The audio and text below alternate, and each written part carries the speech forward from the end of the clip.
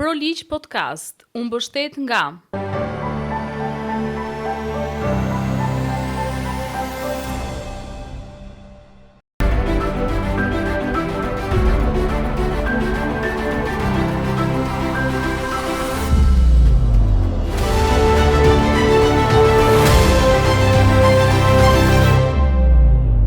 Mirë se erdhët në episodin e radhës të ProLigj Podcast. Në një kohë që të dhënat tona personale mund të ekspozohen ndaj rreziqeve të ndryshme, si na mbron ligji për mbrojtjen e të dhënave personale? Çfarë duhet të dimë dhe ku duhet të adresohemi nëse konstatojmë se të dhënat personale janë përpunuar pa dhënë ne miratimin? Për të folur për parashikimet që ligji në fuqi bën, kemi të ftuar sot zonjën Besa Velaj, e cila mban pozicionin e drejtores kabinetit pranë komisionerit për të drejtën e informimit dhe mbrojtjen e të dhënave personale. Besa, mirë se erdhe dhe më korrigjo nëse duket të identifikuar me emër dhe mbiemër, unë shkel ligjin. Mirë se ju gjeta, faleminderit për ftesën, faleminderit për vëmendjen, për një fushë që po merr kaq shumë zhvillim dhe që duhet marrë ende më shumë dhe që ndihmoni në rritjen e ndërgjegjësimit për këtë fushë të ligjit. Faleminderit ju për punën që bëni dhe për prezencën këtu. Në fakt, duke përmendur emrin tim, nuk është se bët një shkelje, sepse unë me praninë time kam dhënë pëlqimin tim për të qenë e pranishme dhe që dhënat e mia të përpunohen në kuadër të këtij podcasti. Besa, ligji i ri për mbrojtjen e të dhënave personale, krahasimisht me ligjin e vjetër, ku ndryshojnë dhe çfarë problematika arsynon të adresojë ligji i ri?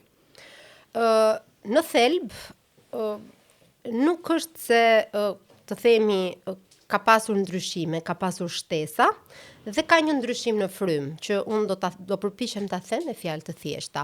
Në fakt, parimet dhe kriteret kanë mbetur ato që kanë qenë dhe me ligjin e vjetër, por ligji i ri ka ardhur edhe në rrafsh të Bashkimit Evropian, ka ardhur si nevojë për të përgjigjur zhvillimit teknologjik dhe si i tillë është përafruar dhe në vendin tonë.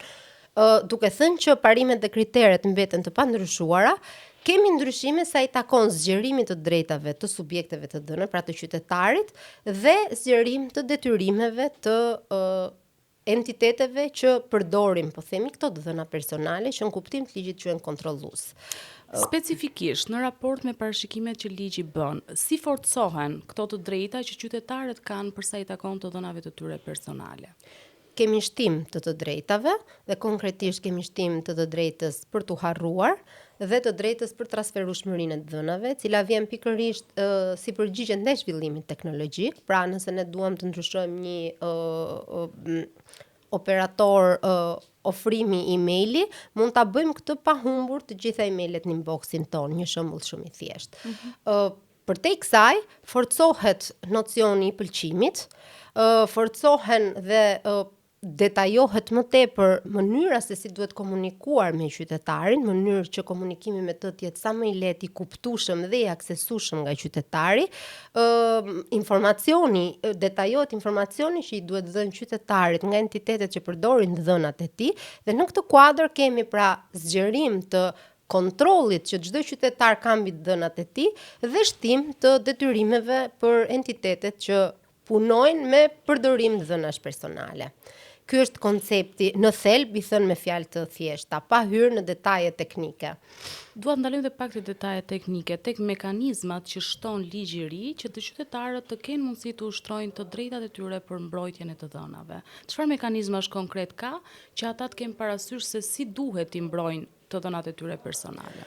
Në thelb sa i takon mekanizmave që me anë të cilave qytetarët adresojnë zbatimin e të drejtave të tyre, nuk është se kam pësuar ndryshim të madh, sepse sikurse edhe në ligjin paraardhës, çdo qytetar ka të drejtën të drejtohet me një kërkesë për korrigjim, për fshirje, për akses kontrolluesit, pra entitetit që përdor dhënat e tij, dhe në rast se ky i fundit nuk përgjigjet dhe nuk ndërmerr asnjë veprim brenda një afati 30 ditor, i lindet drejta për ankim pranë zyrës komisionerit dhe pas zyrës komisionerit, nëse qytetari vijon të mbetet i pakënaqur me adresimin e kërkesës apo ankesës së tij, ka drejtën që t'i drejtohet gjykatës.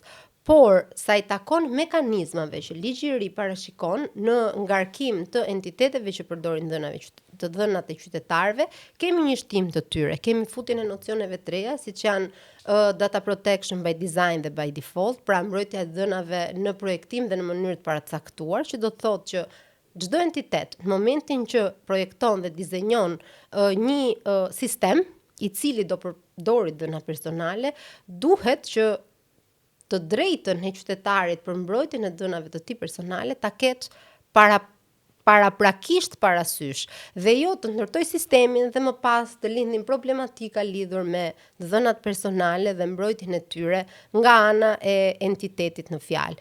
Dhe mbrojtja e dhënave në mënyrë të paracaktuar do të thotë që çdo kontrollues, pra çdo entitet, duhet përpunoj aq dhëna personale sa që janë nevojshme për qëllimin për cilat ato mblidhen, dhe duhet që pra gjithmonë këtë të drejtë ta ketë para së gjithash. Dhe kjo duhet të jetë, si thua, parakushti pa të cilin nuk mund të vijojë asnjë përpunim. Për shembull, marrim një rast konkret, në rastin e lojrave shpërblyese, kur individ të caktuar apo qytetarë që marrin pjesë në këto lojra shpërblyese lënë të dhënat e tyre aty. A mundet kompanitë private të përdorin këto për qëllime të tjera pa marrë një pëlqim paraprak nga personi që ka dhënë dhënat personale për atë qëllim? Në fakt, ky është një prej parimeve që përcakton ligji, parimi i përpunimit në përputhje me qëllimin. Pra, çdo e dhënë personale duhet përdorur, po përdor këtë term për efekt lehtësie, vetëm për atë qëllim për cilin ajo është mbledhur dhe për asnjë qëllim tjetër, pa marrë miratimin paraprak me shkrim të subjektit të dhënave që ka dhënë atë ka dhënë pra pëlqimin për atë përdorim. Përveç rastit kur përdorimi është një detyrim ligjor i entitetit. Por këto janë raste shumë specifike. Në rastin konkret të cilin ju përmendët, do të ishte në kundërshtim dhe do të përbënte përpunim të palishëm nëse supermarketi apo tregtari në fjalë, po çdo lloj subjekti tregtar do të bënte një përdorim të dhënash personale në tejkalim të qëllimit për cilin ato janë mbledhur në fillimisht. Forma e dhënies së pëlqimit apo përmbajtja e dhënies së pëlqimit, a ka rëndësi dhe është e paracaktuar në ligj apo mjafton që të jetë një formë deklarate thjesht e bërë me shkrim nga dhënësi i pëlqimit dhe mund të ligjërojmë përpunimin e këtyre të dhënave personale?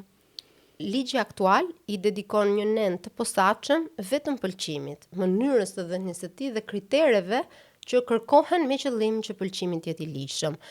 Siç e thash, në linjë me nevojat që diktuan dhe arsyet që diktuan ndryshimin ligjor, pra zhvillimin teknologjik, nuk është më i nevojshëm vetëm pëlqimi me shkrim dhe nuk kërkohet detyrimisht që pëlqimi të jetë i dhënë me shkrim. Mjafton që ai të jetë një shprehje e vullnetit, sepse sot me gjithë mjetet teknologjike që janë në përdorimin ton, do të ishte pamundur që pëlqimi të ishte i dhënë vetëm me shkrim. Për këtë arsye kërkohet që pëlqimi të jetë një shprehje e qartë e vullnetit të individit me qëllim që ai të konsiderohet i dhënë lirisht dhe të jetë i ligjshëm. Në rastin kur kemi një deklarat me shkrim që përfshin dhe çështje të tjera në të, duhet që pëlqimi për përpunimin e dhënave personale të dallohet nga të gjitha çështjet e tjera me qëllim që të japi mundësinë individit të njihet pra me të gjitha përpunimet që do kryen dhe me të gjitha detajet që shoqërojnë këtë përpunim. Pra kush do të jenë personat të cilët do i përpunojnë dhënat, sa kohë do i mbajnë, ku mund të transmetohen apo të transferohen këto dhëna si në kuadër të përpunimit, pra si pjesë e këtij përpunimi e tjerë. Po ashtu kërkohet që pëlqimit mos jetë i dhënë në kushte pabarazie. Siç mund të jenë për shembull marrëdhëniet e punës. Konsiderohet që në një marrëdhënie pune, kur kërkohet pëlqimi i punëmarrësit nga punëdhënësi, mund të jemi në kushtet e pabarazisë, në kuadër pra kur japim pëlqimin, kur jep pëlqimin punëmarrësi. Një tjetër rast, për shembull se kur kërkohet dhe ka specifika për dhënien e pëlqimit dhe pëlqimi mund të konsiderohet jo i dhënë lirisht, është kur një subjekt tregtar që ofron mallra, shërbime apo ka një objekt, një sen të caktuar, pra ka një ofrim shërbimesh të caktuara, e kushtëzon dhënien e tyre me dhënien e pëlqimit për përpunimin e dhënave personale, cilat nuk janë të nevojshme për përmbushjen e objektit kontratës. Në këtë rast kemi do të ishin përpara pra një pëlqimi të dhënë jo lirisht dhe që është i cënuar. Po ashtu ka kritere për sa i takon pëlqimit të dhënë nga të miturit. Nëse bëhet fjalë për ofrimin e shërbimeve për të mitur nën 16 vjeç, kërkohet që pëlqimi të jepet nga prindi apo kujdestari i tij ligjor. Pra, personi duhet të jetë mbi moshën 16 vjeç në mënyrë që të konsiderohet se e ka dhënë pëlqimin lirisht për ofrimin e mallrave dhe shërbimeve në internet. Dua të ndalojmë pak tek një pjesë delikate, tek qendra kombëtare e biznesit, e cila, për arsye të ushtrimit të fushës së saj të veprimtarisë institucionale, publikon në regjistrat përkatës të dhëna të subjekteve tregtare apo individëve të ndryshëm. Dhe shpeshherë, ose për të më thënë gjithmonë, ndodh që statuti apo akte të tjera shoqëruese të kenë në brendësinë e tyre të dhëna personale të cilat janë lehtësisht të lexueshme nga palët e treta. Si zgjidhet kjo pjesë dhe si e rregullon legjislacioni në fuqi? Legjislacioni në fuqi nuk rregullon në mënyrë specifike dhënat që përpunohen nga qendra kombëtare e biznesit. Megjithatë, patjetër që duke qenë një ligj që ka një zbatim horizontal, pra është i zbatueshëm në çdo fushë dhe për çdo fushë, patjetër që ka interpretim dhe lidhur me përpunimin që kryen QKB-ja.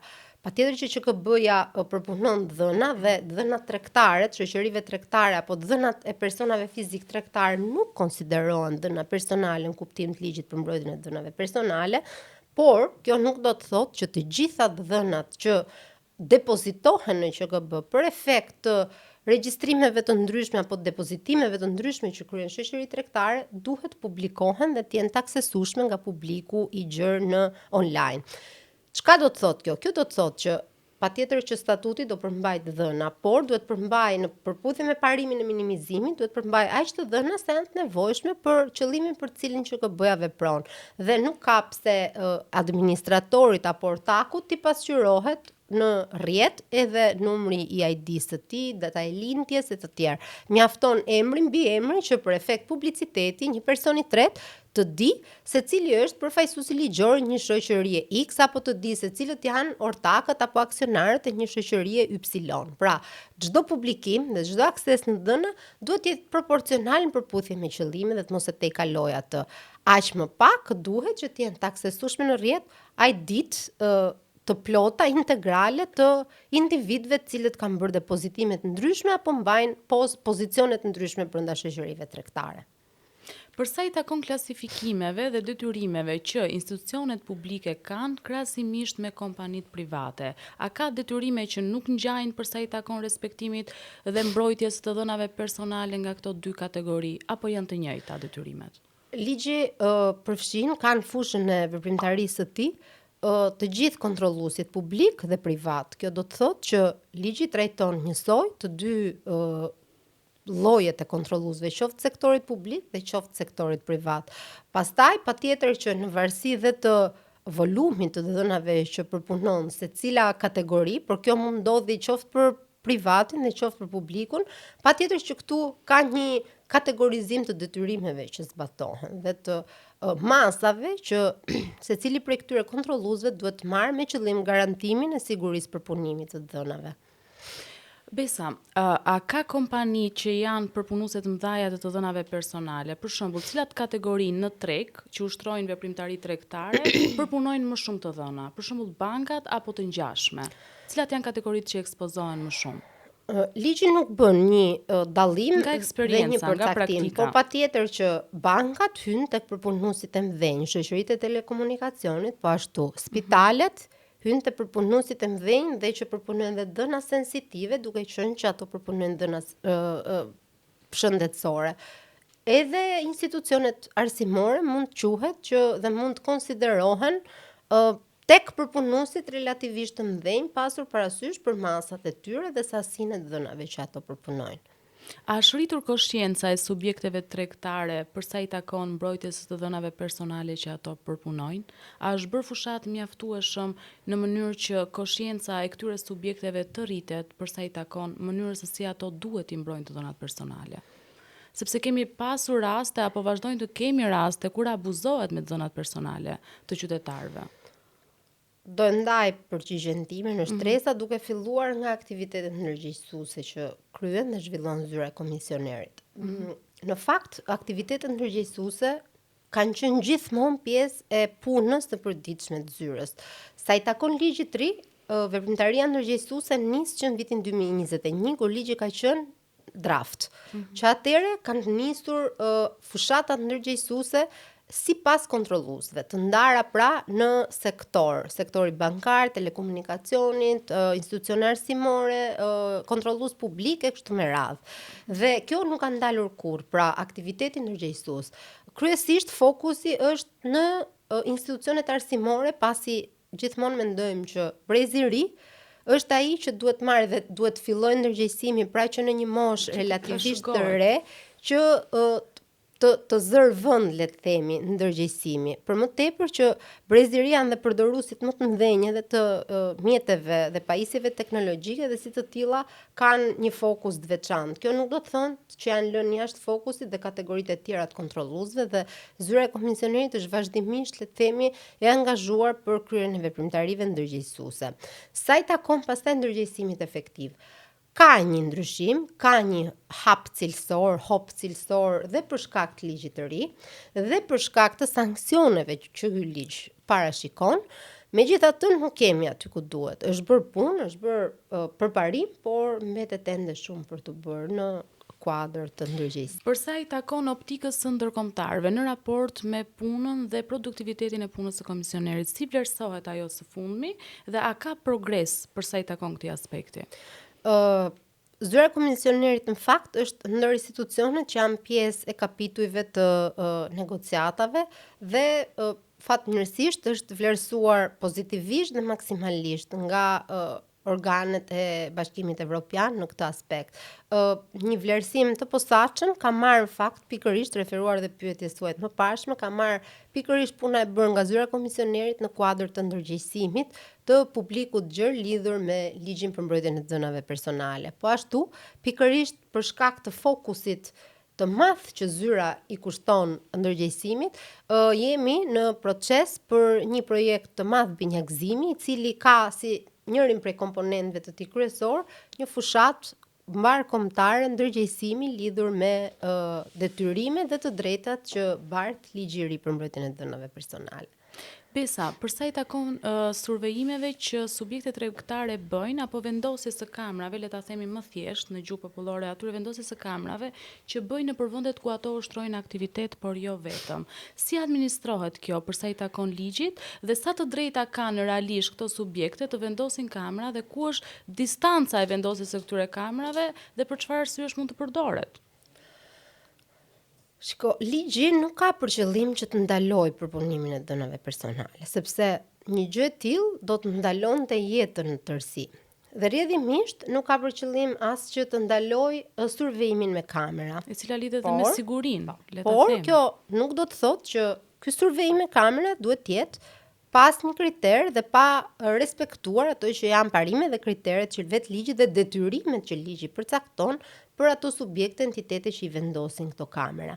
Në fakt, zyra e komisionerit ka hartuar dhe i ka dedikuar një akt ligjor, nënligjor të posaçëm survejimit me kamera, duke përcaktuar rregullat, parimet dhe kriteret mbi të cilat këto sisteme survejimi duhen përdorur dhe vendosur nga kontrolluesit. Kjo do të thotë që duhet të ketë një interes të ligjshëm nga entiteti i cili vendos një sistem video survejimi dhe ky interes i ligjshëm kryesisht është mbrojtja nga akseset e pa autorizuara në ambiente apo qoftë edhe ruajtja e sigurisë publike, që është po ashtu një interes i ligjshëm.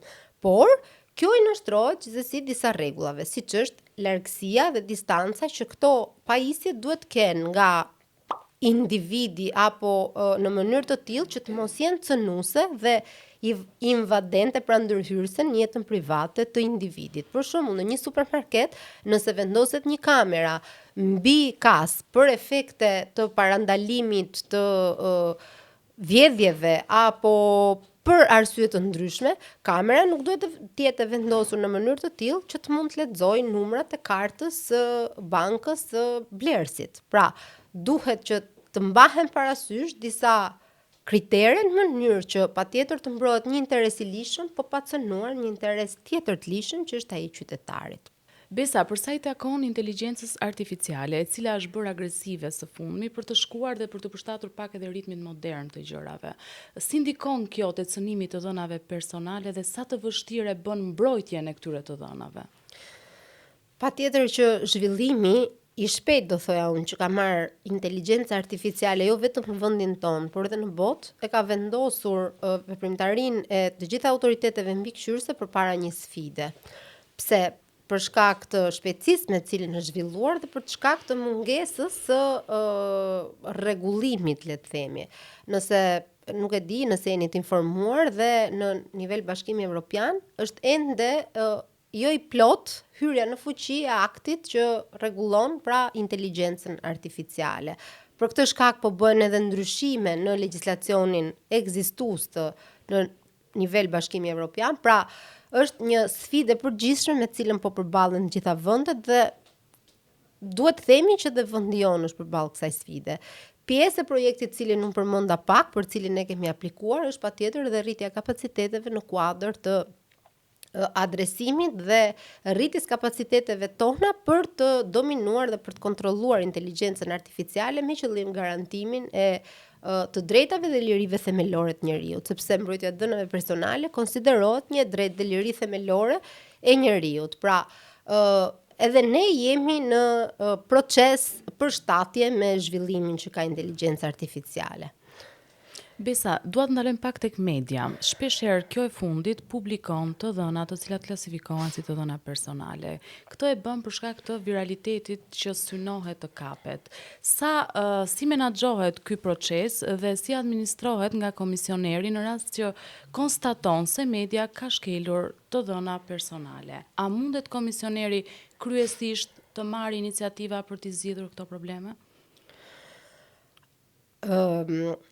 Media, për shkak të rolit që ka dhe për shkak të misionit që luan, pra në kuadër të lirisë së shprehjes, ka një rregullim të posaçëm edhe nga ligji, por edhe nga rregullorja e përgjithshme e Bashkimit Evropian, me cilën ligji jonë është tërësisht i parafruar. Në fakt ka një nek posaçëm që rregullon përpunimin e dhënave në kuadër të lirisë së shprehjes, pra nga media, dhe ka disa përjashtime të cilat i zbatohen medias për përpunimin e dhënave personale. Pra i lejohet një shkallë përpunimi për sa kohë ky përpunim është i nevojshëm për realizimin e këtij qëllimi që është liria e shprehjes. Megjithatë, kjo nuk do të thotë që media është jashtë kontrolli dhe që komisioneri nuk ka të njëjtat drejta që bartë edhe për kontrollues të tjerë edhe ndaj medias. Kjo do të thotë që patjetër që komisioneri mund t'i ushtrojë të drejtat e hetimit dhe inspektimit kryesisht edhe ndaj medias. Pikërisht për shkak të rolit të posaçëm që luan një media në shoqërinë demokratike, zyra e komisionerit ka hartuar dhe një akt nënligjor të posaçëm që rregullon pikërisht veprimtarinë e mediave, sa i takon përpunimit të dhënave personale, është udhëzimi numër 7. Përsa i takon certifikimit të subjekteve private, nëse ato përmbushin ose jo standardet e përpunimit të dhënave personale, a ka një mënyrë se si bëhet ky proces, nëse ekziston realisht i proces? Po, ky proces ekziston, parashikohet nga ligji aktual, pikërisht për lehtësimin e zbatimit të dyneneve të posaçëm që ligji, me anë të cilit ligji rregullon këtë mekanizëm, janë miratuar edhe 2 akte nënligjore nga zyra e komisionerit, udhëzimi 8 dhe 9. Këto quhen në gjuhën e ligjit quhen mekanizma përputhshmërie. Janë mekanizma vullnetar, por që i garantojnë entiteteve të cilat i përqafojnë ato, i garantojnë, le të themi, në parim një standard përputhshmërie, pavarësisht se në çdo rast ankese zyra e komisionerit patjetër që do ushtrojë kompetencat e saj dhe fakti që një kontrollues është certifikuar nuk do të thotë që është i përjashtuar nga fusha e kompetencave të zyrës komisionerit, por konsiderohet që paraprakisht ai është, pra le të themi, ka preferuar që të zbatoj këto që quhen mekanizmat e përputhshmërisë. Konsiderohet pra që i ka zbatuar disa nga detyrimet që përcakton ligji.